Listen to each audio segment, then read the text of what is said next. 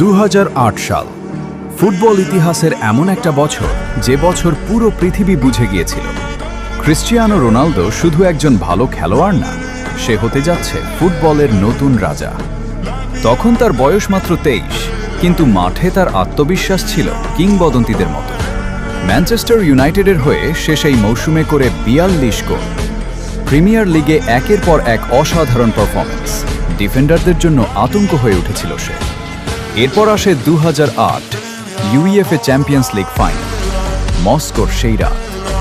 ফাইনালে হেড দিয়ে গোল করে দলকে এগিয়ে দেন রোনালদো, কিন্তু পেনাল্টি শুটআউটে সে নিজের শট মিস করে বসে। পুরো স্টেডিয়াম থমকে যায়, মনে হচ্ছিল হয়তো এটাই হবে তার সবচেয়ে বড় ব্যর্থতা। কিন্তু ভাগ্য সেদিন অন্য গল্প লিখেছিল। ইউনাইটেড জিতে যায়, আর চোখের জলে হাসতে হাসতে রোনালদো তুলে নেয় নিজের প্রথম চ্যাম্পিয়ন্স লিগ ট্রফি। কিন্তু গল্পটা এখানেই শেষ না। সেই বছরের শেষ দিকে সে জিতে নেয় নিজের প্রথম ব্যালন ড'র। এই এক বছরেই একজন প্রতিভাবান তরুণ থেকে সে হয়ে ওঠে বিশ্বের সেরা ফুটবলার। 2008 শুধু একটা সাল না, এটা ছিল সেই বছর যেদিন ফুটবল বিশ্ব ঘোষণা করেছিল এক নতুন রাজা এসে গেছে।